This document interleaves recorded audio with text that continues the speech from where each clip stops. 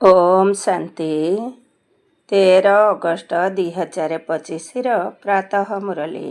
ଶିବ ଭଗବାନଙ୍କର ମଧୁର ମହାବାକ୍ୟ। ଶିବ ବାବା କହୁଛନ୍ତି, ମିଠେ ବଚେ।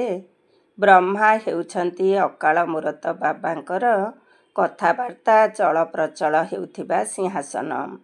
ଯେତେବେଳେ ସେ ବ୍ରହ୍ମାଙ୍କ ଶରୀରରେ ଆସନ୍ତି, ସେତେବେଳେ ତୁମ ବ୍ରାହ୍ମଣମାନଙ୍କୁ ରଚନା କରିଥାନ୍ତି। ବ୍ରହ୍ମା ହେଉଛନ୍ତି ଅକାଳ ମୂରତ ବାବାଙ୍କର କଥାବାର୍ତ୍ତା ଚଳପ୍ରଚଳ ହେଉଥିବା ସିଂହାସନ। ଯେତେବେଳେ ସେ ବ୍ରହ୍ମାଙ୍କ ଶରୀରରେ ଆସନ୍ତି, ସେତେବେଳେ ତୁମ ବ୍ରାହ୍ମଣମାନଙ୍କୁ ରଚନା କରିଥାନ୍ତି। ଆଜିର ପ୍ରଶ୍ନ, ବୁଦ୍ଧିମାନ ସନ୍ତାନମାନେ କେଉଁ ରହସ୍ୟକୁ ବୁଝି ଠିକ୍ ରୀତିରେ ବୁଝାଇ ପାରିବେ? ବୁଦ୍ଧିମାନ ସନ୍ତାନମାନେ କେଉଁ ରହସ୍ୟକୁ ବୁଝି ଠିକ୍ ରୀତିରେ ବୁଝାଇ ପାରିବେ? ଉତ୍ତର, ବ୍ରହ୍ମା କିଏ ଏବଂ ସେ ବ୍ରହ୍ମାରୁ ବିଷ୍ଣୁ କିପରି ହେଉଛନ୍ତି? ପ୍ରଜାପିତା ବ୍ରହ୍ମା ଏଠାରେ ଅଛନ୍ତି। ସେ କୌଣସି ଦେବତା ନୁହନ୍ତି। ବ୍ରହ୍ମା ହିଁ ବ୍ରାହ୍ମଣମାନଙ୍କ ଦ୍ୱାରା ଜ୍ଞାନଯଜ୍ଞ ରଚନା କରିଛନ୍ତି। ଏହି ସବୁ ରହସ୍ୟ ବୁଦ୍ଧିମାନ ସନ୍ତାନମାନେ ହିଁ ବୁଝି ବୁଝାଇ ପାରିବେ। ଅଶ୍ୱାରୋହୀ ଏବଂ ପଦାତିକମାନେ ଏଥିରେ ତ ଦ୍ୱନ୍ଦ୍ୱରେ ପଡ଼ିବେ। ଗୀତ। ଓମ୍ ନମଃ ଶିବାୟ। ଓମ୍ ଶାନ୍ତି। ଭକ୍ତିରେ ଜଣକର ହିଁ ମହିମା ଗାନ କରିଥାନ୍ତି। ମହିମା ତ ଗାନ କରିଥାନ୍ତି ନା, କିନ୍ତୁ ନା ତାଙ୍କୁ ଜାଣିଛନ୍ତି, ନା ତାଙ୍କର ଯଥାର୍ଥ ପରିଚୟକୁ ଜାଣିଛନ୍ତି। ଯଦି ଯଥାର୍ଥ ମହିମାକୁ ଜାଣିଥାନ୍ତେ, ତେବେ ବର୍ଣ୍ଣନା ନିଶ୍ଚୟ କରିଥାନ୍ତେ। ତୁମେ ସନ୍ତାନମାନେ ଜାଣିଛ, ସର୍ବୋଚ୍ଚ ହେଉଛନ୍ତି ଭଗବାନ, ମୁଖ୍ୟ ହେଉଛି ତାଙ୍କର ଚିତ୍ର। ବ୍ରହ୍ମାଙ୍କର ସନ୍ତାନ ମଧ୍ୟ ଥିବେ ନା? ତୁମେ ସମସ୍ତେ ହେଉଛ ବ୍ରାହ୍ମଣ। ବ୍ରହ୍ମାକୁ ମଧ୍ୟ ବ୍ରାହ୍ମଣ ହିଁ ଜାଣିପାରିବେ, ଆଉ କେହି ଜାଣିପାରିବେ ନାହିଁ। ସେଥିପାଇଁ ଦ୍ୱନ୍ଦ୍ୱରେ ପଡ଼ୁଛନ୍ତି। କହୁଛନ୍ତି, ଇଏ କିପରି ବ୍ରହ୍ମା ହୋଇପାରିବେ? ବ୍ରହ୍ମାକୁ ସୂକ୍ଷ୍ମବତନବାସୀ ରୂପେ ଦେଖାଇଛନ୍ତି। ବାସ୍ତବରେ ପ୍ରଜାପିତା ସୂକ୍ଷ୍ମବତନରେ ରହିପାରିବେ ନାହିଁ। ସେଠାରେ ତ ପ୍ରଜା ରଚନା ହେଉନାହିଁ। ଏହି ସମ୍ବନ୍ଧରେ ତୁମ ସହିତ ବହୁତ ବାଦ ବିବାଦ ମଧ୍ୟ କରୁଛନ୍ତି।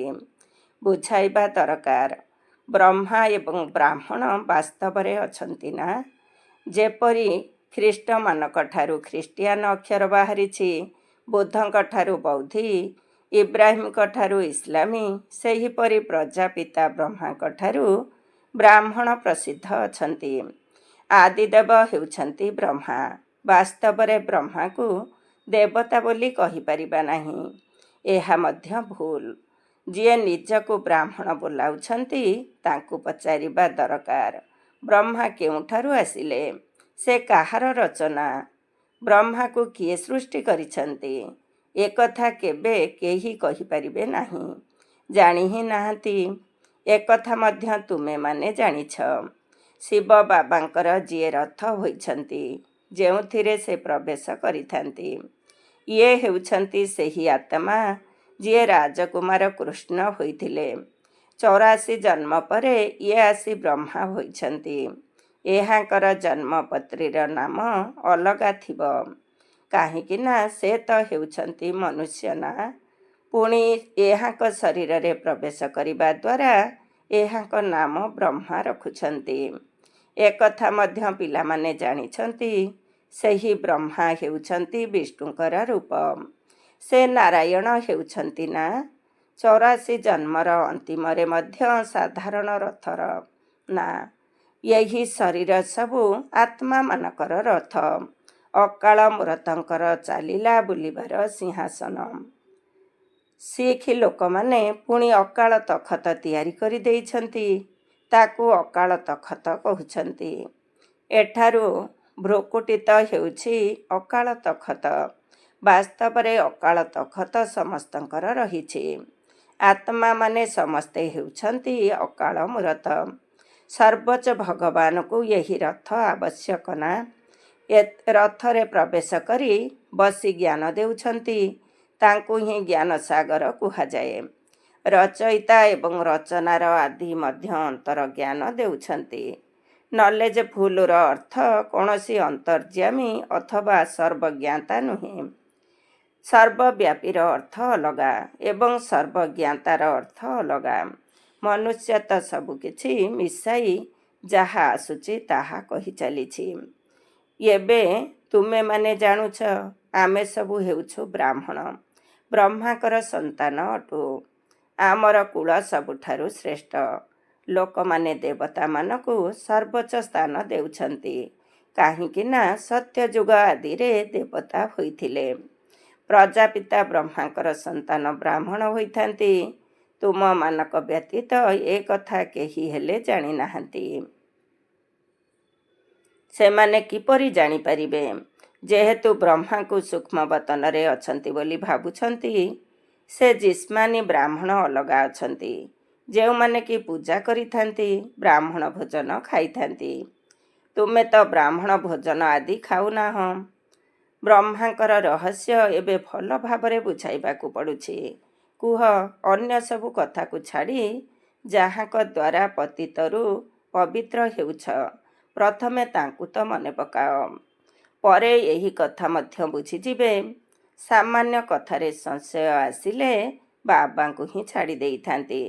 ପ୍ରଥମ ମୁଖ୍ୟ କଥା ହେଉଛି ବାବା ଓ ସମ୍ପତ୍ତି। ବାବା କହୁଛନ୍ତି, ମୋତେ ମନେ ପକାଅ। ମୁଁ ନିଶ୍ଚୟ କାହା ଶରୀର ମାଧ୍ୟମରେ ତ ଆସିବି ନା, ତାଙ୍କର ନାମ ମଧ୍ୟ ରହିବା ଦରକାର। ପ୍ରଥମେ ତାଙ୍କୁ ଆସି ରଚନା କରୁଛି। ବ୍ରହ୍ମାଙ୍କ ସମ୍ବନ୍ଧରେ ବୁଝାଇବା ପାଇଁ ତୁମର ବହୁତ ବୁଦ୍ଧି ଥିବା ଦରକାର। ଏଭଳି ବୁଝାଇବାରେ ପଦାତିକ, ଅଶ୍ୱାରୋହୀ ସମସ୍ତେ ଝାଉଁଳି ପଡ଼ୁଛନ୍ତି। ଅବସ୍ଥା ଅନୁସାରେ ବୁଝାଉଛନ୍ତି ନା? ପ୍ରଜାପିତା ବ୍ରହ୍ମା ତ ଏଠାରେ ଅଛନ୍ତି ନା? ବ୍ରାହ୍ମଣମାନଙ୍କ ଦ୍ୱାରା ଜ୍ଞାନ ଯଜ୍ଞ ରଚନା କରୁଥିବାରୁ ନିଶ୍ଚୟ ବ୍ରାହ୍ମଣ ହିଁ ଦରକାର ନା?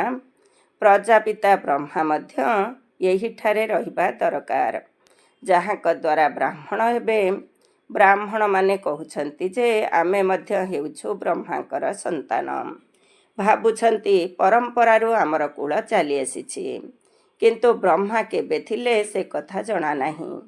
ଏବେ ତୁମେ ବ୍ରାହ୍ମଣ ହୋଇଛ। ବ୍ରହ୍ମାଙ୍କ ସନ୍ତାନ ହିଁ ବ୍ରାହ୍ମଣ। ସେମାନେ ତ ବାବାଙ୍କର କର୍ତ୍ତବ୍ୟକୁ ଜାଣି ହିଁ ନାହାନ୍ତି। ଭାରତରେ ପ୍ରଥମେ ବ୍ରାହ୍ମଣ ହିଁ ଥିଲେ। ବ୍ରାହ୍ମଣମାନଙ୍କର ହେଉଛି ସବୁଠାରୁ ଉଚ୍ଚ କୁଳ। ଲୌକିକ ବ୍ରାହ୍ମଣମାନେ ମଧ୍ୟ ଭାବନ୍ତି ଯେ ଆମର କୁଳର ଉତ୍ପତ୍ତି ନିଶ୍ଚୟ ବ୍ରାହ୍ମଣଙ୍କଠାରୁ ହୋଇଥିବ, ବ୍ରହ୍ମାଙ୍କଠାରୁ ହୋଇଥିବ, କିନ୍ତୁ କିପରି, କେବେ, ଏହାକୁ ବର୍ଣ୍ଣନା କରିପାରିବେ ନାହିଁ। ତୁମେ ଜାଣୁଛ ପ୍ରଜାପିତା ବ୍ରହ୍ମା ହିଁ ବ୍ରାହ୍ମଣକୁ ରଚନା କରୁଛନ୍ତି, ଯେଉଁ ବ୍ରାହ୍ମଣମାନଙ୍କୁ ହିଁ ପୁଣି ଦେବତା ହେବାକୁ ପଡ଼ିବ। ବ୍ରାହ୍ମଣମାନଙ୍କୁ ଆସି ବାବା ପଢ଼ାଉଛନ୍ତି। ବ୍ରାହ୍ମଣମାନଙ୍କର ରାଜତ୍ୱ ନାହିଁ। ବ୍ରାହ୍ମଣମାନଙ୍କର କୁଳ ଅଛି। ରାଜାରାଣୀ ହେଲେ ହିଁ ରାଜତ୍ୱ କୁହାଯିବ। ଯେପରି ସୂର୍ଯ୍ୟବଂଶୀ ଡିନାଇଷ୍ଟି ବା ରାଜବଂଶ। ତୁମ ବ୍ରାହ୍ମଣମାନଙ୍କ ମଧ୍ୟରେ କେହି ରାଜା ତ ହେଉନାହାନ୍ତି। ସେମାନେ ଯାହା କହୁଛନ୍ତି ଯେ କୌରବ ଏବଂ ପାଣ୍ଡବମାନଙ୍କର ରାଜ୍ୟ ଥିଲା, ଉଭୟ ଭୁଲ। ଉଭୟଙ୍କର ତ ରାଜତ୍ୱ ନାହିଁ। ପ୍ରଜାଙ୍କର ପ୍ରଜା ଉପରେ ରାଜତ୍ୱ ଚାଲିଛି, ତାକୁ ରାଜଧାନୀ କୁହାଯିବ ନାହିଁ। ମୁକୁଟ ହିଁ ନାହିଁ। ବାବା ବୁଝାଇଛନ୍ତି, ପ୍ରଥମେ ଭାରତରେ ଡବଲ ମୁକୁଟଧାରୀ ଥିଲେ, ପରେ ଗୋଟିଏ ମୁକୁଟ ହୋଇଗଲା। ବର୍ତ୍ତମାନ ତ ମୁକୁଟ ବିହୀନ ହୋଇଯାଇଛନ୍ତି। ଏହାକୁ ମଧ୍ୟ ଭଲ ଭାବରେ ସିଦ୍ଧ କରି ବତାଇବାକୁ ହେବ। ଯିଏ ଭଲ ଧାରଣାଯୁକ୍ତ ହୋଇଥିବେ, ସିଏ ଭଲ ଭାବରେ ବୁଝାଇ ପାରିବେ। ବ୍ରହ୍ମାଙ୍କ ସମ୍ବନ୍ଧରେ ହିଁ ଅଧିକ କଥା ବୁଝାଇବାକୁ ପଡ଼ିଥାଏ। ବିଷ୍ଣୁଙ୍କୁ ମଧ୍ୟ ଜାଣିନାହାନ୍ତି, ଏ କଥା ମଧ୍ୟ ବୁଝାଇବାକୁ ହେବ। ବୈକୁଣ୍ଠକୁ ବିଷ୍ଣୁପୁରୀ କୁହାଯାଉଛି, ଅର୍ଥାତ୍ ଲକ୍ଷ୍ମୀ ନାରାୟଣଙ୍କର ରାଜ୍ୟ ଥିଲା। କୃଷ୍ଣ ରାଜକୁମାର ହେଲେ ତ କହିବେ ନା, ମୋ ବାବା ହେଉଛନ୍ତି ରାଜା। ଏପରି ନୁହେଁ ଯେ କୃଷ୍ଣଙ୍କ ବାପା ରାଜା ହୋଇପାରିବେ ନାହିଁ। ଶ୍ରୀକୃଷ୍ଣଙ୍କୁ ରାଜକୁମାର କୁହାଯାଉଥିବାରୁ ନିଶ୍ଚୟ ରାଜାଙ୍କ ପାଖରେ ଜନ୍ମ ହେବେ। ସାହୁକାରଙ୍କ ପାଖରେ ଜନ୍ମ ନେଇଥିଲେ ତାଙ୍କୁ କ'ଣ ରାଜକୁମାର କୁହାଯାଇଥାନ୍ତା କି? ରାଜପଦ ଏବଂ ସାହୁକାରଙ୍କ ପଦ ମଧ୍ୟରେ ରାତି ଦିନର ଫରକ ରହିଛି। ଶ୍ରୀକୃଷ୍ଣଙ୍କ ପିତା ରାଜାଙ୍କର ନାମ ହିଁ ନାହିଁ। ଶ୍ରୀକୃଷ୍ଣଙ୍କ ନାମ କେତେ ପ୍ରସିଦ୍ଧ ଅଛି। ପିତାଙ୍କର ପଦ ଶ୍ରେଷ୍ଠ ବୋଲି କୁହାଯାଇ ପାରିବ ନାହିଁ। ତାହା ଦ୍ୱିତୀୟ ଶ୍ରେଣୀର ପଦ। ଯିଏ କେବଳ ନିମିତ୍ତ ହେଉଛନ୍ତି କୃଷ୍ଣକୁ ଜନ୍ମ ଦେବା ପାଇଁ। ଏପରି ନୁହେଁ ଯେ ସେ କୃଷ୍ଣଙ୍କ ଆତ୍ମାଠାରୁ ବେଶୀ ବଢ଼ିଛନ୍ତି। ନା, କୃଷ୍ଣ ହିଁ ପୁଣି ନାରାୟଣ ହୋଇଥାନ୍ତି। ବାକି ବାବାଙ୍କର ନାମ ହିଁ ଲୋପ ହୋଇଯାଇଥାଏ। ସେ ନିଶ୍ଚିତ ବ୍ରାହ୍ମଣ, କିନ୍ତୁ ପାଠ ପଢ଼ାରେ ଶ୍ରୀକୃଷ୍ଣଙ୍କ ଠାରୁ କମ୍ ଅଛନ୍ତି। ଶ୍ରୀକୃଷ୍ଣଙ୍କ ଆତ୍ମା ନିଜ ବାପାଠାରୁ ମଧ୍ୟ ଅଧିକ ପାଠ ପଢ଼ିଛନ୍ତି। ସେଥିପାଇଁ ତ ତାଙ୍କର ଏତେ ନାମ ପ୍ରସିଦ୍ଧ ରହିଛି। କୃଷ୍ଣଙ୍କ ପିତା କିଏ ଥିଲେ ଏକଥା ଯେପରି କାହାକୁ ଜଣା ହିଁ ନାହିଁ। ଆଗକୁ ଗଲେ ଜଣାପଡ଼ିବ। ଏହିଠାରୁ ତ ଶିକ୍ଷା ନେଇଥିବେ ନା। ରାଧାଙ୍କର ମଧ୍ୟ ମା ବାପା ତ ଥିବେ ନା। କିନ୍ତୁ ତାଙ୍କଠାରୁ ରାଧାଙ୍କ ନାମ ଅଧିକ ପ୍ରସିଦ୍ଧ। କାହିଁକି ନା ମା ବାପା କମ୍ ପାଠ ପଢ଼ିଛନ୍ତି। ରାଧାଙ୍କ ନାମ ତାଙ୍କଠାରୁ ଉଚ୍ଚ ହୋଇଯାଇଥାଏ। ଏହା ହେଉଛି ପ୍ରାଞ୍ଜଳ ପିଲାମାନଙ୍କୁ ବୁଝାଇବା ପାଇଁ। ସମସ୍ତ ଆଧାର ପାଠପଢ଼ା ଉପରେ ରହିଛି। ବ୍ରହ୍ମାଙ୍କ ସମ୍ବନ୍ଧରେ ବୁଝାଇବା ନିମନ୍ତେ ମଧ୍ୟ ବୁଦ୍ଧି ଦରକାର। ସେହି ଶ୍ରୀକୃଷ୍ଣଙ୍କର ଆତ୍ମା ହିଁ 84 ଜନ୍ମ ନେଉଛନ୍ତି। ତୁମେ ମଧ୍ୟ 84 ଜନ୍ମ ନେଉଛ। ସମସ୍ତେ ତ ଏକାଠି ଆସିବେ ନାହିଁ। ଯିଏ ପାଠ ପଢ଼ାରେ ପ୍ରଥମ ହେଉଛନ୍ତି, ସତ୍ୟ ଯୁଗରେ ମଧ୍ୟ ସେ ପ୍ରଥମେ ଆସିବେ। କ୍ରମାନ୍ୱୟରେ ତ ଆସୁଛନ୍ତି ନା। ଏହା ବହୁତ ସୂକ୍ଷ୍ମ କଥା। ଯାହାଙ୍କର ସ୍ୱଳ୍ପ ବୁଦ୍ଧି ହୋଇଥିବ ସେମାନେ ତ ଧାରଣା କରିପାରିବେ ନାହିଁ। କ୍ରମାନ୍ୱୟରେ ଧାରଣା କରିଥାନ୍ତି। ତୁମର କ୍ରମାନ୍ୱୟରେ ବଦଳି ହେଉଛି। କେତେ ବଡ଼ ଲମ୍ବା ଧାଡ଼ି ଲାଗିବ। ଯେଉଁମାନେ ପଛ ଆଡ଼କୁ ଯିବେ କ୍ରମାନ୍ୱୟରେ ନିଜ ନିଜର ସ୍ଥାନରେ ଯାଇ ନିବାସ କରିବେ। ସମସ୍ତଙ୍କ ପାଇଁ ସ୍ଥାନ ନିର୍ଦ୍ଦିଷ୍ଟ ରହିଛି। ଏହା ବହୁତ ଆଶ୍ଚର୍ଯ୍ୟଜନକ ଖେଳ। କିନ୍ତୁ କେହି ହେଲେ ବୁଝୁନାହାନ୍ତି। ଏହାକୁ କଣ୍ଟାର ଜଙ୍ଗଲ କୁହାଯାଉଛି। ଏଠାରେ ସମସ୍ତେ ପରସ୍ପରକୁ ଦୁଃଖ ଦେଉଛନ୍ତି। ସେଠାରେ ତ ସ୍ୱାଭାବିକ ଭାବେ ସୁଖ ରହିବ। ଏଠାରେ ହେଉଛି କୃତ୍ରିମ ସୁଖ। ବାସ୍ତବ ସୁଖ ଏକମାତ୍ର ବାବା ହିଁ ଦେଇପାରିବେ। ଏଠାରେ କାକ ବିଷ୍ଠା ସମାନ ସୁଖ ରହିଛି। ଦିନକୁ ଦିନ ସଂସାର ତମ ପ୍ରଧାନ ହୋଇ ଚାଲିଛି। ଏଠାରେ କେତେ ଦୁଃଖ ରହିଛି। କହୁଛନ୍ତି ବାବା, ମାୟାର ତୁଫାନ ବହୁତ ଆସୁଛି। ମାୟା ଭ୍ରମରେ ପକାଇ ଦେଉଛି। ବହୁତ ଦୁଃଖର ଅନୁଭବ ହେଉଛି। ସୁଖଦାତା ବାବାଙ୍କର ସନ୍ତାନ ହୋଇ ମଧ୍ୟ ଯଦି ଦୁଃଖର ଅନୁଭବ ହେଉଛି, ତେବେ ବାବା କହୁଛନ୍ତି ପିଲାମାନେ, ଏହା ତୁମର ବହୁତ ବଡ଼ କର୍ମ ଭୋଗ। ବାବା ମିଳିଥିବାରୁ ଦୁଃଖର ଅନୁଭବ ହେବା ଅନୁଚିତ। ଯାହା କିଛି ପୁରୁଣା କର୍ମ ଭୋଗ ଅଛି ତାକୁ ଯୋଗବଳ ଦ୍ୱାରା ଚୁକ୍ତ କର। ଯଦି ଯୋଗବଳ ନଥିବ ତେବେ ଦଣ୍ଡ ଭୋଗୀ ଚୁକ୍ତ କରିବାକୁ ପଡ଼ିବ। ଦଣ୍ଡ ସାଥେ ଜୋରିମାନା ଭଲ କଥା ନୁହେଁ। ଭଲ ଭାବେ ପୁରୁଷାର୍ଥ କରିବା ଦରକାର। ନଚେତ ପୁଣି ଟ୍ରିବ୍ୟୁନାଲ ବସିବ। ପ୍ରଜା ତ ଢେର ଅଛନ୍ତି। ସେମାନେ ତ ଡ୍ରାମା ଅନୁସାରେ ଗର୍ଭ ଜେଲରେ ବହୁତ ଦଣ୍ଡ ଭୋଗ କରିଥାନ୍ତି। ଅଶୁଦ୍ଧ ଆତ୍ମାମାନେ ବହୁତ ଭଟକୁଥାନ୍ତି ମଧ୍ୟ। କେହି କେହି ଆତ୍ମା ବହୁତ କ୍ଷତି କରିଥାନ୍ତି। ଯେତେବେଳେ କାହା ମଧ୍ୟରେ ଅଶୁଦ୍ଧ ଆତ୍ମା ପ୍ରବେଶ କରିଥାଏ, ସେତେବେଳେ କେତେ ହଇରାଣ ହୋଇଥାନ୍ତି। ନୂଆ ଦୁନିଆରେ ଏଭଳି କଥା ହୁଏ ନାହିଁ। ଏବେ ତୁମେ ପୁରୁଷାର୍ଥ କରୁଛ। ଆମେ କିପରି ନୂଆ ଦୁନିଆକୁ ଯିବୁ? ସେଠାକୁ ଯାଇ ନୂଆ ନୂଆ ମହଲ ତିଆରି କରିବାକୁ ପଡ଼ିବ। କୃଷ୍ଣଙ୍କ ଭଳି ରାଜାମାନଙ୍କ ପାଖରେ ଜନ୍ମ ନେବ। କିନ୍ତୁ ଏତେ ମହଲ ଆଦି ସବୁ କ'ଣ ପୂର୍ବରୁ ନିର୍ମାଣ ହୋଇଥିବ କି? ସେସବୁକୁ ତ ପୁଣି ତିଆରି କରିବାକୁ ପଡ଼ିବ। କିଏ ରଚନା କରୁଛନ୍ତି? ଯାହାଙ୍କ ପାଖରେ ଜନ୍ମ ନେଇଥାନ୍ତି। ଗାୟନ ମଧ୍ୟ ରହିଛି। ରାଜାମାନଙ୍କ ପାଖରେ ଜନ୍ମ ହେବେ। କ'ଣ ସବୁ ହେବ ତାହା ତ ଆଗକୁ ଗଲେ ଦେଖିବ।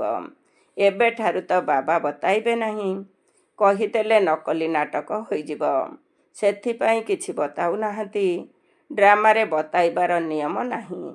ବାବା କହୁଛନ୍ତି ମୁଁ ମଧ୍ୟ ଅଭିନେତା ଅଟେ। ଆଗର କଥା ପୂର୍ବରୁ ଯଦି ଜାଣିଥାନ୍ତି ତେବେ ବହୁତ କିଛି ବତାଇଥାନ୍ତି।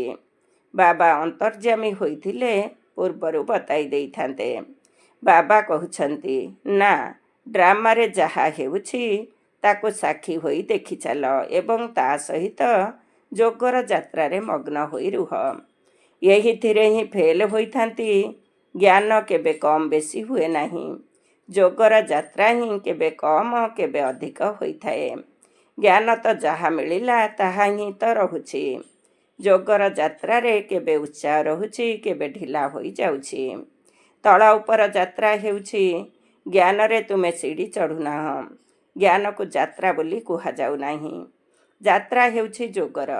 ବାବା କହୁଛନ୍ତି, ୟାଦରେ ରହିବା ଦ୍ୱାରା ତୁମେ ନିରାପଦରେ ରହିବ।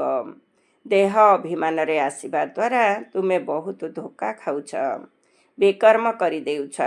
କାମ ବିକାର ହେଉଛି ମହାଶତ୍ରୁ, ସେଥିରେ ଫେଲ୍ ହୋଇଯାଉଛନ୍ତି। ବାବା କ୍ରୋଧ ଆଦିର କଥା ଏତେ କହୁନାହାନ୍ତି। ଜ୍ଞାନ ଦ୍ୱାରା ହେଉଛି ସେକେଣ୍ଡରେ ଜୀବନ ମୁକ୍ତି ହେଉଛି। ନଚେତ ଏପରି ବି କୁହାଯାଏ, ସାଗରକୁ କାଳି ବନାଅ ତଥାପି ଭଗବାନଙ୍କ ମହିମା ସମ୍ପୂର୍ଣ୍ଣ ହେବ ନାହିଁ। ନଚେତ କେବଳ କୁହାଯାଉଛି ଅଲଫକୁ ମନେ ପକାଅ। ୟାଦ କରିବା କାହାକୁ କୁହାଯାଏ, ଏକଥା କ'ଣ ଜାଣିଛନ୍ତି କି? କହୁଛନ୍ତି କଳିଯୁଗରୁ ଆମକୁ ସତ୍ୟଯୁଗକୁ ନେଇ ଚାଲ। ପୁରୁଣା ଦୁନିଆରେ କେତେ ଦୁଃଖ ରହିଛି। ଦେଖୁଛ, ବର୍ଷାରେ କେତେ ଘର ଭାଙ୍ଗି ପଡ଼ୁଛି, କେତେ ବୁଡ଼ି ଯାଉଛନ୍ତି। ବର୍ଷା ଆଦି ଏସବୁ ପ୍ରାକୃତିକ ବିପର୍ଯ୍ୟୟ ମଧ୍ୟ ହେବ। ଏସବୁ ଅଚାନକ ହୋଇଯିବ। କୁମ୍ଭକର୍ଣ୍ଣ ନିଦରେ ଶୋଇ ରହିଛନ୍ତି। ବିନାଶ ସମୟରେ ଜାଗ୍ରତ ହେଲେ କ'ଣ କରିପାରିବେ? ମରିଯିବେ। ଧରିତ୍ରୀ ମଧ୍ୟ ଜୋରରେ ହଲିବ। ତୁଫାନ ବର୍ଷା ଆଦି ସବୁ ହେବ। ବମ୍ ମଧ୍ୟ ପକାଇବେ। କିନ୍ତୁ ଏଠାରେ ପୁଣି ଗୃହଯୁଦ୍ଧ ମିଶିଯିବ। ରକ୍ତ ନଦୀର ଗାୟନ ରହିଛି। ଏଠାରେ କେତେ ମାଡ଼ପିଟ ହେଉଛି। ପରସ୍ପର ଉପରେ କେସ୍ କରି ଚାଲିଛନ୍ତି। ସେମାନେ ଲଢ଼ିବେ ମଧ୍ୟ ନିଶ୍ଚୟ। ସମସ୍ତେ ହେଲେ ପିତୃହୀନ। ତୁମେ ବାବାଙ୍କର ହୋଇଛ। ତୁମକୁ କୌଣସି ଲଢ଼େଇ ଆଦି କରିବାର ନାହିଁ। ବ୍ରାହ୍ମଣ ହେବା ଦ୍ୱାରା ତୁମେ ବାବାଙ୍କର ହୋଇଗଲ। ବାପ ଅଥବା ପତିଙ୍କୁ ଧନୀ ବୋଲି କୁହାଯାଏ। ଶିବ ବାବା ତ ହେଉଛନ୍ତି ପତିମାନଙ୍କର ପତି। ନିର୍ବନ୍ଧ ହୋଇଗଲେ ତ କହିଥାନ୍ତି, ଆମେ ଏପରି ସ୍ୱାମୀଙ୍କ ସହିତ କେବେ ମିଶିବୁ।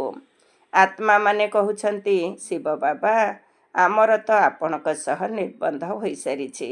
ଏବେ ଆପଣଙ୍କ ସହିତ ଆମେ କିପରି ମିଶିବୁ? କେହି ତ ସତ୍ୟ ଲେଖୁଛନ୍ତି, କେହି ତ ବହୁତ ଲୁଚାଉଛନ୍ତି। ସତ୍ୟତାର ସହିତ ଲେଖୁନାହାନ୍ତି ଯେ, ବାବା, ଆମ ଦ୍ୱାରା ଏହି ଭୁଲ ହୋଇଗଲା, କ୍ଷମା କର। ଯଦି କେହି ବିକାରଗ୍ରସ୍ତ ହେଲେ ତେବେ ବୁଦ୍ଧିରେ ଧାରଣା ହୋଇପାରିବ ନାହିଁ। ବାବା କହୁଛନ୍ତି, ତୁମେ ଏପରି କଠୋର ଭୁଲ କଲେ ଚୁରମାର ହୋଇଯିବ। ତୁମକୁ ମୁଁ ଗୋରା କରିବାକୁ ଆସିଛି, ପୁଣି ତୁମେ କଳା ମୁହଁ କିପରି କରୁଛ? ଭଲେ ସ୍ୱର୍ଗକୁ ଯିବ, କିନ୍ତୁ ମୂଲ୍ୟହୀନ ପଦ ପାଇବ। ରାଜଧାନୀ ସ୍ଥାପନ ହେଉଛି ନା? କେହି ତ ହାରିଯାଇ ଜନ୍ମ ଜନ୍ମାନ୍ତରର ପଦଭ୍ରଷ୍ଟ କରିଦେଉଛନ୍ତି। କହୁଛନ୍ତି, ବାବାଙ୍କ ଠାରୁ ତୁମେ ଏହି ପଦ ପାଇବାକୁ ଆସିଛ। ବାବା ଏତେ ଉଚ୍ଚ ପଦାଧିକାରୀ ହେବେ, ଆମେ ସନ୍ତାନମାନେ କ'ଣ ପ୍ରଜା ହେବୁ କି? ବାବା ଗଦି ଉପରେ ବସିଥିବେ ଏବଂ ପିଲାମାନେ ଦାସ ଦାସୀ ହେବେ। କେତେ ଲଜ୍ଜାର କଥା। ଅନ୍ତିମ ସମୟରେ ତୁମକୁ ସବୁର ସାକ୍ଷାତକାର ହେବ। ପୁଣି ବହୁତ ପଶ୍ଚାତାପ କରିବ। ଅଯଥା ଏପରି କଲି। ସନ୍ନ୍ୟାସୀ ମଧ୍ୟ ବ୍ରହ୍ମଚର୍ଯ୍ୟରେ ରହୁଥିବାରୁ ଭିକାରୀମାନେ ତାଙ୍କ ପାଖରେ ମୁଣ୍ଡ ନୁଆଉଛନ୍ତି। ପବିତ୍ରତାର ମାନ ରହିଛି। କାହାର ଭାଗ୍ୟରେ ନଥିଲେ ବାବା ଆସି ପଢ଼ାଇଲେ ମଧ୍ୟ ତଥାପି ଭୁଲ କରୁଛନ୍ତି। ବାବାଙ୍କୁ ମନେ ହିଁ ପକାଉନାହାନ୍ତି। ବହୁତ ବିକର୍ମ ହୋଇଯାଇଥାଏ। ତୁମ ପିଲାମାନଙ୍କ ଉପରେ ଏବେ ବୃହସ୍ପତି ଦଶା ରହିଛି। ଏହାଠାରୁ ଉଚ୍ଚ ଦଶା ଆଉ କିଛି ନାହିଁ। ତୁମେ ପିଲାମାନଙ୍କ ଉପରେ ଚକ୍ର ଲଗାଇଥାଏ। ଆଚ୍ଛା, ମିଠା ମିଠା ଶିଖିଲଧେ ସନ୍ତାନମାନଙ୍କ ପ୍ରତି ମାତା ପିତା ବାପ ଦାଦାଙ୍କର ମଧୁର ସ୍ନେହ ସମ୍ପନ୍ନ ଶୁଭେଚ୍ଛା ଏବଂ ସୁପ୍ରଭାତ। ଆତ୍ମିକ ପିତାଙ୍କର ଆତ୍ମିକ ସନ୍ତାନମାନଙ୍କୁ ନମସ୍ତେ। ଆମ ଆତ୍ମିକ ସନ୍ତାନମାନଙ୍କର ଆତ୍ମିକ ମାତା ପିତା ବାପ ଦାଦାଙ୍କୁ ନମସ୍ତେ ନମସ୍ତେ, ସୁପ୍ରଭାତ। ଧାରଣା ପାଇଁ ମୁଖ୍ୟ ସାର। 1 ନମ୍ବର, ଏହି ଡ୍ରାମାର ପ୍ରତ୍ୟେକ ଦୃଶ୍ୟକୁ ସାକ୍ଷୀ ହୋଇ ଦେଖିବାକୁ ହେବ। ଏକମାତ୍ର ବାବାଙ୍କର ସ୍ମୃତିରେ ମସ୍ତ ରହିବାକୁ ହେବ। ଯୋଗର ଯାତ୍ରାରେ କେବେ ବି ଉମଙ୍ଗ ଉତ୍ସାହ କମ୍ ନ ହେଉ। 2 ନମ୍ବର, ପାଠପଢ଼ାରେ କେବେ ଗଫଲତ ଅର୍ଥାତ୍ ଅବହେଳା କରିବାର ଅନୁଚିତ। ନିଜର ଶ୍ରେଷ୍ଠ ଭାଗ୍ୟ ଗଢ଼ିବା ପାଇଁ ପବିତ୍ର ନିଶ୍ଚିତ ହେବାକୁ ପଡ଼ିବ। ମାୟାଠାରୁ ହାରିଯାଇ ଜନ୍ମ ଜନ୍ମାନ୍ତର ପାଇଁ ନିଜର ପଦଭ୍ରଷ୍ଟ କରିବାର ନାହିଁ। ଆଜିର ବରଦାନ। ସଚ୍ଚା ସେବା ଦ୍ୱାରା ଅବିନାଶୀ ଅଲୌକିକ ଖୁସିର ସାଗର ଲହଡ଼ିରେ ଖେଳୁଥିବା ସୌଭାଗ୍ୟଶାଳୀ ଆତ୍ମା ହୁଅ। ସଚ୍ଚା ସେବା ଦ୍ୱାରା ଅବିନାଶୀ ଅଲୌକିକ ଖୁସିର ସାଗର ଲହଡ଼ିରେ ଖେଳୁଥିବା ସୌଭାଗ୍ୟଶାଳୀ ଆତ୍ମା ହୁଅ। ଡିଟେଲ୍ସ। ଯେଉଁ ପିଲାମାନେ ସେବା କରିବାରେ ବାପଦାଦାଙ୍କର ତଥା ନିମିତ୍ତ ହୋଇଥିବା ବଡ଼ମାନଙ୍କର ସ୍ନେହପୂର୍ଣ୍ଣ ଆଶୀର୍ବାଦ ପ୍ରାପ୍ତ କରିଥାନ୍ତି, ସେମାନଙ୍କୁ ନିଜ ଭିତରେ ଅଲୌକିକ ଆତ୍ମିକ ଖୁସିର ଅନୁଭବ ହୋଇଥାଏ। ସେମାନେ ସେବା ଦ୍ୱାରା ଆନ୍ତରିକ ଖୁସି, ଆତ୍ମିକ ମଉଜ ଏବଂ ବିହଦର ପ୍ରାପ୍ତିର ଅନୁଭବ କରିବା ସହିତ ସର୍ବଦା ଖୁସିର ସାଗରର ଲହଡ଼ିରେ ଖେଳୁଥାନ୍ତି। ତେଣୁ ସଚ୍ଚା ସେବା ସମସ୍ତଙ୍କର ସ୍ନେହ, ସମସ୍ତଙ୍କ ଦ୍ୱାରା ଅବିନାଶୀ ସମ୍ମାନ ଏବଂ ଖୁସି ରୂପକ ଆଶୀର୍ବାଦ ତଥା ସୌଭାଗ୍ୟ ପ୍ରାପ୍ତ କରିବାର ଶ୍ରେଷ୍ଠ ଭାଗ୍ୟର ଅନୁଭବ କରାଇଥାଏ। ଯିଏ ସର୍ବଦା ଖୁସିରେ ରହିଥାଏ ସେ ହିଁ ସୌଭାଗ୍ୟଶାଳୀ। ଆଜିର ସ୍ଲୋଗାନ।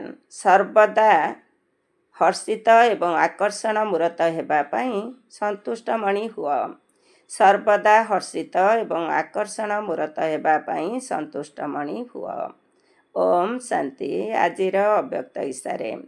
ଯଦି ସହଜ ଯୋଗୀ ହେବାକୁ ଚାହୁଁଛ, ତେବେ ପରମାତ୍ମା ସ୍ନେହର ଅନୁଭବୀ ହୁଅ। କର୍ମରେ, ବାଣୀରେ, ସମ୍ବନ୍ଧ ସମ୍ପର୍କରେ ଲଭ ଅର୍ଥାତ୍ ସ୍ନେହ ଦେବା ସହିତ ସ୍ମୃତି ଏବଂ ସ୍ଥିତିରେ ଲଭ୍ଲିନୀ ହୋଇ ରହିବାକୁ ହେବ। ଯିଏ ଯେତିକି ଲଭ୍ଲି ଅର୍ଥାତ୍ ପ୍ରିୟ ହୋଇଥିବ, ସେ ସେତିକି ଲଭ୍ଲିନୀ ସ୍ଥିତିରେ ରହିପାରିବ। ଏହି ଲଭ୍ଲିନୀ ସ୍ଥିତିକୁ ଲୋକମାନେ ଲୀନ ହେବାର ଅବସ୍ଥା କହି ଦେଉଛନ୍ତି। ବାବାଙ୍କ ସହିତ ଲଭ ଅର୍ଥାତ୍ ସ୍ନେହକୁ ସମାପ୍ତ କରି କେବଳ ଲୀନ ହେବା ଶବ୍ଦକୁ ଧରି ନେଇଛନ୍ତି। ଯଦି ତୁମେମାନେ ସର୍ବଦା ବାବାଙ୍କର ସ୍ନେହରେ ଲଭ୍ଲିନୀ ହୋଇ ରହିବ, ତେବେ ଅନ୍ୟମାନଙ୍କୁ ମଧ୍ୟ ସହଜରେ ନିଜ ସମାନ ବା ବାବାଙ୍କ ସମାନ କରିପାରିବ। ଓମ୍ ଶାନ୍ତି।